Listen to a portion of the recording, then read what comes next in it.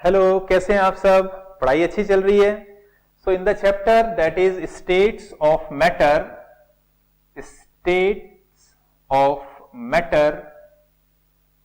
Class 11th का chapter number 5, जिसको gas laws के लिए भी पढ़ा जाता है, ये कंटिन्यू कर रहे हैं अभी।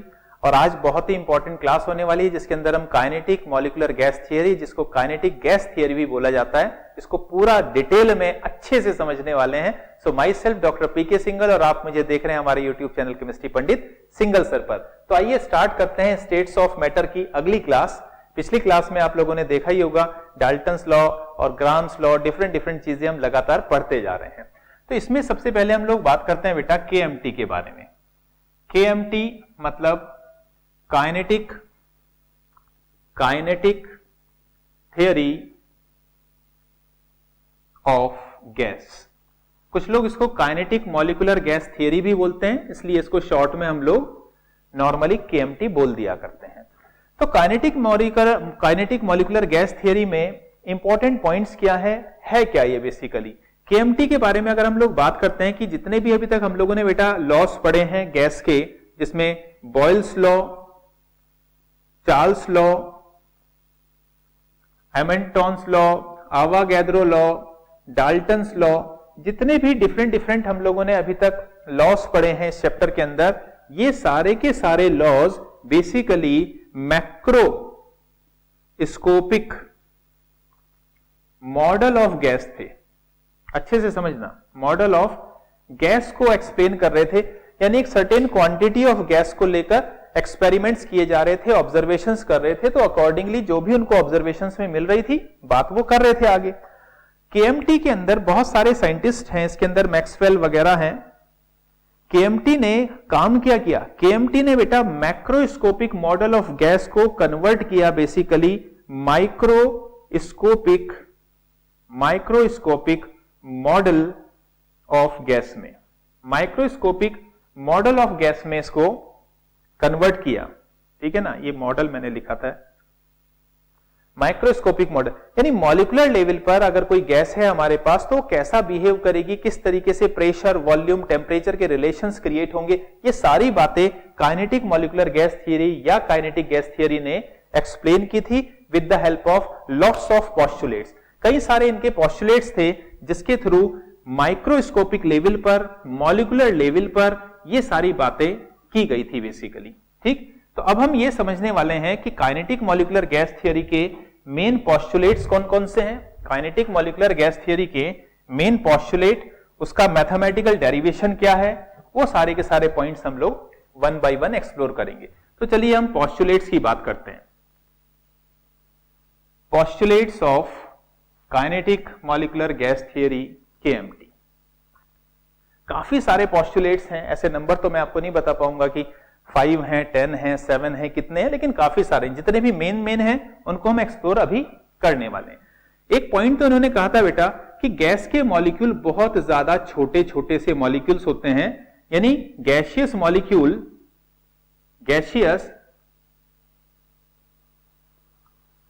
मॉलिक्यूल्स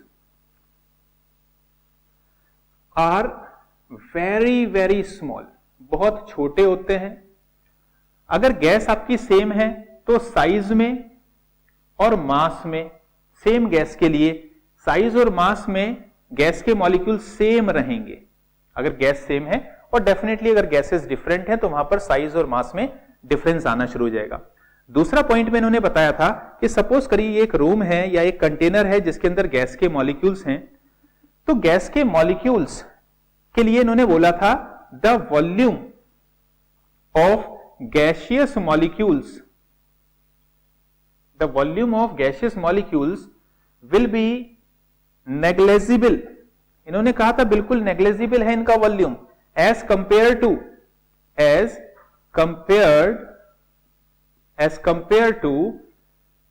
the available, या हम कहें एग्जिस्टिंग, या कहें मोशन के लिए जो अवेलेबल वॉल्यूम है, एज कंपेयर टू, हम सिंपल भाषा में बोल सकते हैं volume of the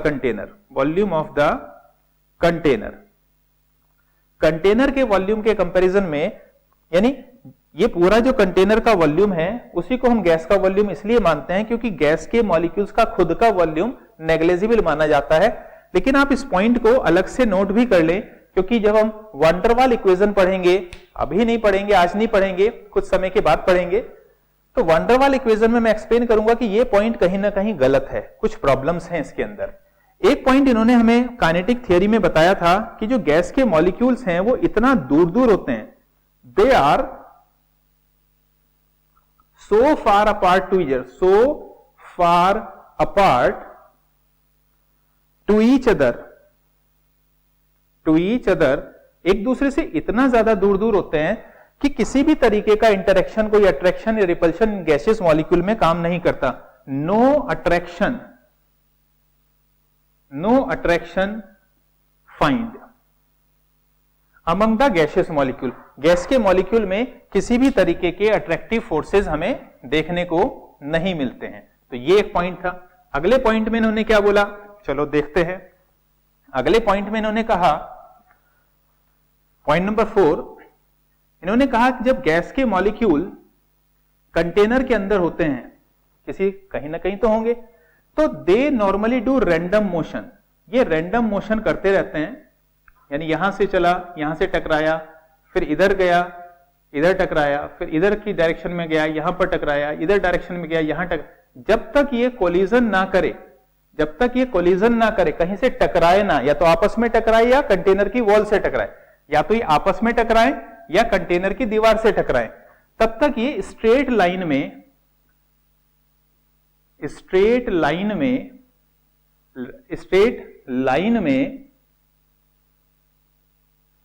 random motion ये करते रहते हैं। And when they are colliding to each other, आपस में टकरा रहे हैं, as well as on the wall of the containing vessel, container की दीवार पे टकरा रहे हैं, दे एक्सर्ट प्रेशर, जब ये आपस में टकराते हैं, कंटेनर की दीवार से टकराते हैं, तो उस समय पर ये क्या करते हैं, प्रेशर एक्सर्ट करते हैं। अब ये मॉलिक्यूल है, यहां से टकराया, इधर गया, इधर आया, इधर, यहां जैसे ही कंटेनर की दीवार से टकराएगा तो वो कंटेनर पर यहां पर प्रेशर एक्सर्ट करेगा और इस प्रेशर को हम मेजर कर सकते हैं। एक पॉइंट उन्होंने बताया था कि जो गैसियस मॉलिक्यूल्स हैं वो परफेक्टली इलास्टिक नेचर के होते हैं। परफेक्टली इलास्टिक नेचर के होने का मतलब क्या है? परफेक्टली इलास्टिक होने का मतलब है कि जब ये ट्रेवल कर रहे हैं, आपस में टकरा रहे हैं, कंटेनर की दीवार से टकरा रहे हैं, they do not consume energy. Perfectly elastic ये वर्ड अगर आ रहा है तो इसका मतलब ये कहना चाह रहे हैं कि when they are colliding to each other as well as on the wall of the containing vessel, they are not losing their energy. हाँ, definitely they can exchange their energy, exchange कर सकते हैं एनर्जी का। ठीक, next point में इन्होंने बताया कि जो डिफरेंट गैस के मॉलिक्यूल्स हैं इनकी काइनेटिक एनर्जी डिफरेंट हो सकती है। इनकी काइनेटिक एनर्जी डिफरेंट हो सकती है। हो सकता है इसकी काइनेटिक एनर्जी 5 है किलो जूल, इसकी काइनेटिक एनर्जी 10 है, इसकी काइनेटिक एनर्जी से 8 है, ऐसे ऐसे हो सकती है। लेकिन जब ये आपस में टकराते हैं, जब ये आपस में टकरा रहे हैं, किसी भी तरीके से आपस में टकरा रहे हैं, they can exchange their energy. ये 5 वाला जब टकराया 10 वाले से, तो हो सकता है अब ये 10 वाला हो गया, ये 5 वाला हो गया, तो they can exchange their energy. But the average kinetic energy, kinetic energy bar बोलते हैं, average kinetic energy remain same. Average kinetic energy remain same, average kinetic energy इनकी सेम बनी रहेगी। कब तक? जब तक आप टेम्परेचर को सेम बनाए रखेंगे। जब तक आप टेम्परेचर को सेम बनाए रखेंगे तब तक इनकी एवरेज काइनेटिक एनर्जी क्या रहेगी बेटा? सेम बनी रहेगी। तो ये बहुत ही इंपॉर्टेंट सा पॉइंट है कि एवरेज काइनेटिक एनर्जी इनकी सेम रहेगी, एवरेज काइनेटिक एनर्जी सेम रहेगी। एक्सचेंज कर सकते हैं एनर्जी का। कुछ लोग बोलते हैं कि ग्रेविटेशनल का इफेक्ट इनके ऊपर बहुत कम होता है, लेकिन वो उतना सच बात नहीं लगती। एक पॉइंट है कि जो एवरेज काइनेटिक एनर्जी होती है गैसियस मॉलिक्यूल की, it is directly proportional to the absolute temperature. Absolute temperature यानी ये टेम्परेचर है, ये केल्विन में आपको लेना पड़ेगा। Average kinetic energy of a gaseous molecule is directly proportional to the absolute temperature. तो ये कुछ एक इंपॉर्टेंट पॉइंट्स हैं जो काइनेटिक गैस थियरी ने हम लोगों को बताए। अब इस काइनेटिक गैस थियरी की हेल्प से, इस काइनेटिक गैस थियरी की हेल्प से एक काइनेटिक इक्वेशन बनाई गई जिसको हम बोलते हैं kinetic gas equation. Kinetic gas equation, ये बहुत बेटा बहुत बहुत बहुत इंपॉर्टेंट है, इसको अच्छे से सीखना, बड़ा मजा आएगा इसको सीखने के लिए। काइनेटिक गैस इक्वेशन है क्या, पहले तो वो बता दे रहा हूं। PV is equals to 1/3 mnu square, और u के साथ आप छोटा सा RMS लिख सकते हैं, अभी इसका मीनिंग आपको बता रहा हूं। P तो आप जानते हैं, P for pressure, V for volume, M है यहां पर मास ऑफ अ गैस मॉलिक्यूल, एक गैस के मॉलिक्यूल का मास। N है यहां पर number of gaseous molecule, number of gaseous molecules. URMS, U मतलब यहां पर क्या है, रूट मीन स्क्वायर स्पीड या फिर वेलोसिटी बोल सकते हो, root mean square speed of molecule, molecule की रूट मीन स्क्वायर स्पीड। तो यहां पर जो नई बात आई वो थोड़ी सी, रूट मीन स्क्वायर स्पीड क्या होती है ये आपके लिए नई आई होगी। Mass of a gas molecule you can better understand, number of gaseous molecule एकदम से बात क्लियर है, लेकिन रूट मीन स्क्वायर स्पीड क्या होता है जरा इसके बारे में हम कहानी समझ लें। ये root mean square speed, root mean square, देखो रूट मीन स्क्वायर स्पीड यानी आपके पास गैस का मॉलिक्यूल है U1, उसकी स्पीड है, दूसरा है U2, U3, ऐसा करते करते UN। ये बहुत सारे गैस के मॉलिक्यूल्स हैं, सबकी अलग अलग रूट मीन स्क्वायर स्पीड है। तो ये मैंने स्पीड को सिंबलाइज कर दिया U1, U2, U3, U4 ऐसा करके UN तक। रूट लेना है रूट, मीन लेना है मीन, स्क्वायर करिए स्क्वायर, तो this is root mean square speed. ये है आपके गैसियस मॉलिक्यूल की root mean square speed. I think आपको क्लैरिटी आ गई होगी।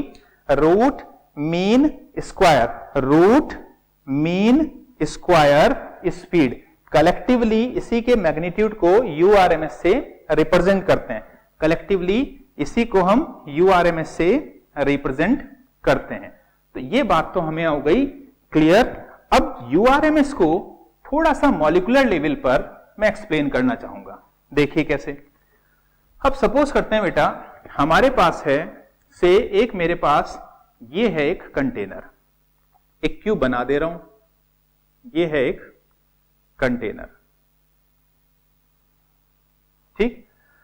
इस कंटेनर में क्योंकि गैस के मॉलिक्यूल रैंडम मोशन कर रहे हैं, तो सपोज करते हैं मेरे पास एक ये गैस का मॉलिक्यूल है, मैंने एक ही गैस का मॉलिक्यूल लिया। अब एक्सिस कितने होंगे, एक्स एक्सिस, वाई एक्सिस और जेड एक्सिस। एक्सिस तो हमें पता है, यानी हम बोलते हैं ना कि किसी कंटेनर में गैस का मॉलिक्यूल है तो हर तरफ हर डायरेक्शन में वो मूव करेगा, यानी कहने का मतलब है एक्स डायरेक्शन में भी मूव करेगा, वाई डायरेक्शन में भी मूव करेगा, जेड डायरेक्शन में भी मूव करेगा, तीनों डायरेक्शन में मूव करेगा।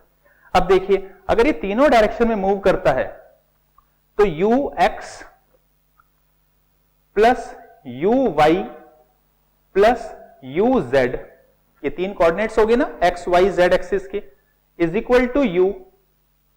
अगर इनका मैग्नीट्यूड निकालना है तो ux i cap, uy j cap, uy k cap, छोटी सी मैथमेटिक्स फॉर्म है, लिख ही सकते हैं। तो magnitude of root mean square speed is equal to होगा under root u x square plus u y square plus u z square. Square को, ये under root को लेफ्ट से राइट में लेके जा रहा हूं, तो u square is equal to, obviously ये RMS है, हर जगह मैं लिख नहीं रहा हूं, बट रूट मीन स्क्वायर है, is equal to u x square plus u y square plus u z square. अब आप ये सोचिए बेटा कि ये जो मॉलिक्यूल है गैस का, ये जो मॉलिक्यूल है जिस स्पीड से एक्स डायरेक्शन में जाएगा उसी स्पीड से जाने की प्रोबेबिलिटी वाई डायरेक्शन में भी है। ऐसा तो नहीं कह सकते एक्स की तरफ जाएगा वाई की तरफ नहीं जाएगा या जेड की तरफ नहीं जाएगा, और सेम स्पीड से जाएगा। इसका मतलब जो एवरेज ऑफ स्पीड होगा, इस कंसेप्ट से हम बता सकते हैं कि यू एक्स स्क्वायर की वैल्यू यू वाई स्क्वायर की वैल्यू यू जेड स्क्वायर के ये तीनों आपस में बराबर ही होंगी।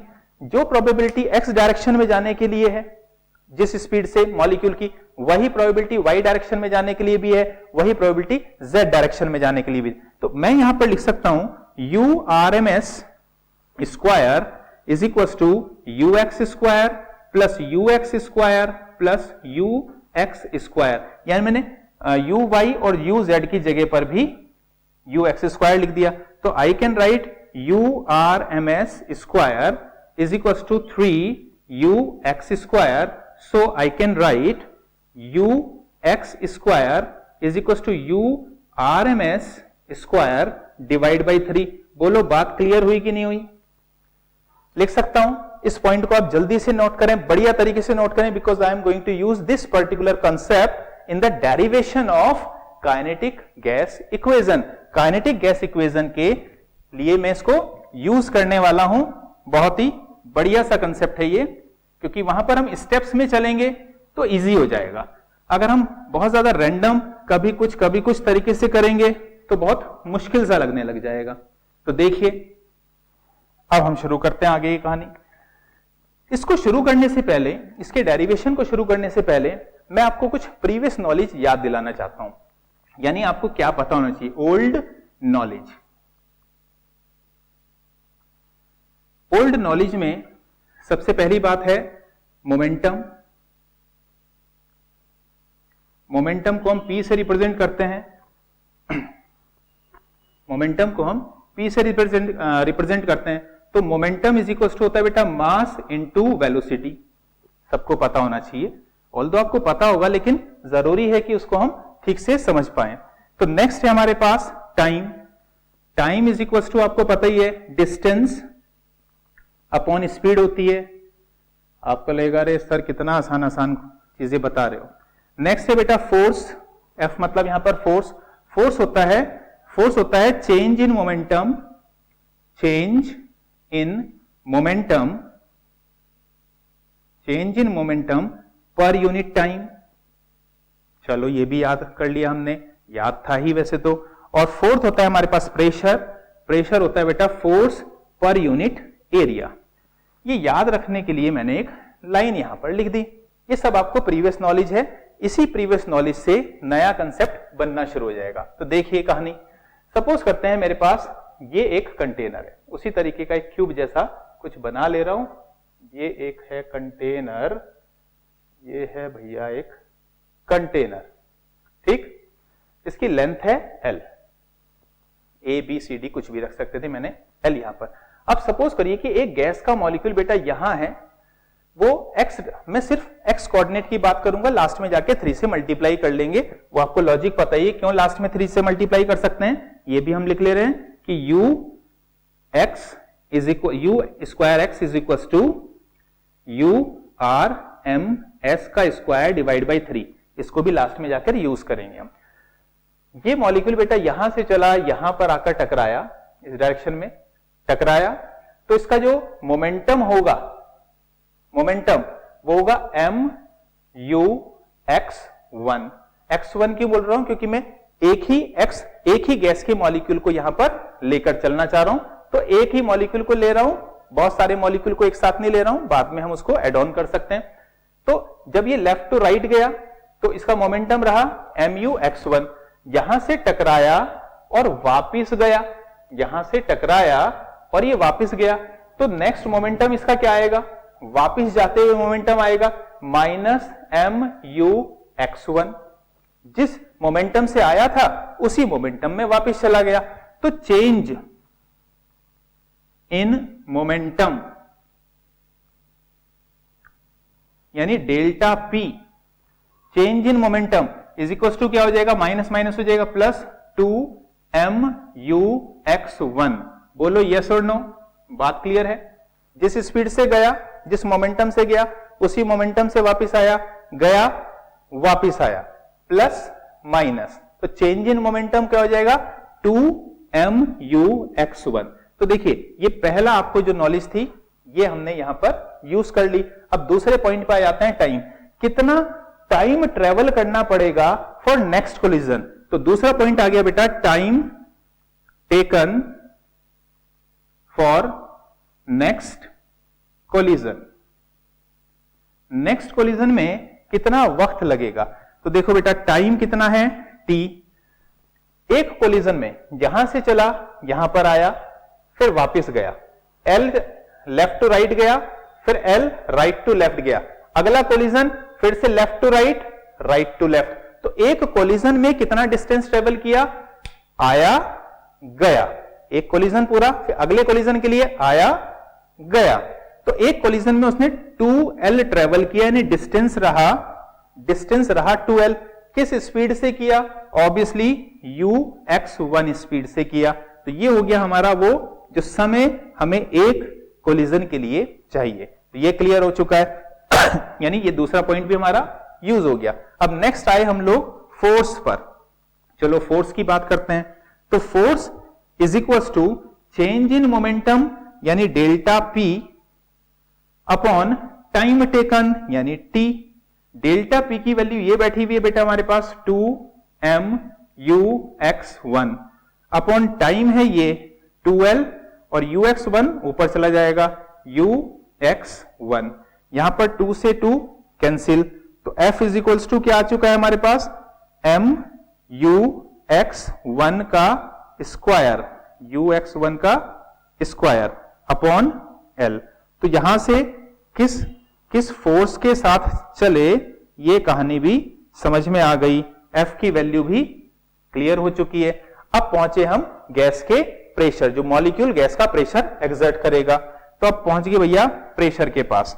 तो यहां पर लिख लें, चलो प्रेशर है force per unit area. Force की वैल्यू ये रखी हुई है mux1 का स्क्वायर अपॉन L, और L को अगर मल्टीप्लाई कर दिया एरिया से, area into L is equal to क्या होता है? Area multiplied by L is equal to volume. तो यहां पर इसकी जगह क्या लिख सकता हूं? इधर लिख लेते हैं P is equal to mux1 का स्क्वायर अपॉन V। तो यहां से आपकी प्रेशर की टर्म निकल के आ चुकी है। अब ऊपर का थोड़ा सा रब कर देते हैं भैया, जिससे जगह मिल जाए काम करने के लिए। ठीक, तो यहां पर हमने थोड़ी सी जगह बना ली जिससे हम लोग काम कर सके। चलिए देखो अब क्या कहानी बनी। तो प्रेशर की वैल्यू ये है P is equal to mux1 का स्क्वायर डिवाइड बाई V। अब ध्यान दीजिए, इस पॉइंट नंबर 4 को यूज कर चुके हैं पॉइंट नंबर 5 पर। पॉइंट नंबर 5 है ux square is equal to urms square by 3। एकदम क्लियर है तो इस ux1 स्क्वायर की जगह क्या लिख सकता हूं? murms upon 3 into V। V को क्रॉस मल्टीप्लाई करके लेके जा रहा हूं P के पास, तो मैं लिख सकता हूं बेटा PV is equal to 1/3 murms का स्क्वायर लिखना भूल गए थे। ये बन गई आपकी final equation. If number of molecules, अगर number of molecules is equal to है n, अगर मेरे पास, ये तो मैंने अभी तक जो कैलकुलेशन किया वो किसके लिए किया? एक मॉलिक्यूल के लिए, वन मॉलिक्यूल के लिए। अब हमने क्या बात करनी है बेटा? हमारे पास सपोज करते हैं n नंबर ऑफ मॉलिक्यूल्स हैं, n नंबर ऑफ मॉलिक्यूल, तो हम क्या लिखेंगे? PV इज इक्वल टू 1/3, इसको n से मल्टीप्लाई कर देंगे, mnurms स्क्वायर। और यही तो थी जिसको हम लोगों को लेकर आना था, the same equation 1/3 mnu square. u यहां पर क्या है? Root mean square speed. ठीक, एक पॉइंट और है यहां पर, m है, हम लोग को पता है m क्या है? Mass of one atom of gaseous molecule, one molecule of gas. n है नंबर ऑफ मॉलिक्यूल। अगर बेटा हम लोग n इज इक्वल टू लिखते हैं 6.023 इंटू 10 की पावर 23, मेरे पास सपोज करिए गैस के मॉलिक्यूल्स हैं, तो m इंटू n ये था। m क्या होता है? ग्राम पर मॉलिक्यूल। इसको अगर मैंने 1 मोल के मॉलिक्यूल की वैल्यू होती है ना 1 मोल की, तो बना दिया ग्राम पर मोल, और ग्राम पर मोल को मैं क्या बोलता हूं, मॉलिक्यूलर मास। क्या बोलता हूं, मॉलिक्यूलर मास। क्या बोलता हूं, तो मैं लिख सकता हूं यहां पर PV is equal to 1/3 m n, n नहीं हटा दिया भैया, m और m इंटू n की जगह लिखा ना, URMS स्क्वायर। तो ये कब लिखते हैं, जब हमारे पास m की वैल्यू यानी गैस के मॉलिक्यूलर मास को यूज करने की बात की गई हो। तो आई होप ये काफी क्विक फॉर्म में पूरी की पूरी kinetic theory including kinetic gas equation, derivation क्यों कराया सर, एग्जाम में आएगा क्या? बेटा एग्जाम में तो आएगा नहीं आएगा, वो तो आपके स्कूल वाले डिसाइड करेंगे, जरूरी नहीं होता सब कुछ एग्जाम के हिसाब से सोचा जाए। लेकिन इस डेरिवेशन से कई बार इंटरमीडिएट न्यूमेरिकल्स बनते हैं, इंटरमीडिएट क्वेश्चंस बनते हैं, तो वो करने में बहुत आसानी हो जाती है। तो इसीलिए मैंने यहां पर डेरिवेशन वाला एक सिंपल सा पार्ट था। आप ये 5 स्टेप्स याद रखिए, इन 5 स्टेप्स को 1 to 1 लगाते चले जाइए, आपको पूरी क्लैरिटी आ जा रही है कि पूरे के पूरे कंसेप्ट में एग्जैक्टली हो क्या रहा है। तो यहां पर हम लोगों ने इस कंसेप्ट को समझ लिया। अब मेरी जो नेक्स्ट क्लास होगी उसके अंदर में application of kinetic gas equation, kinetic theory और काइनेटिक गैस इक्वेशन के बहुत सारे एप्लीकेशन है, जिसके अंदर बॉयल्स लॉ को रीवेरीफाई करना है, चार्ल्स लॉ को रीवेरीफाई करना है, बोल्ट्जमैन कांस्टेंट के बारे में बात करनी है, एवरेज काइनेटिक एनर्जी और उससे रिलेटेड न्यूमेरिकल्स के बारे में बात करेंगे। तो इसको आप कंप्लीट करिए। आई होप आपको अच्छे से समझ में आ गया होगा। So keep learning and do well.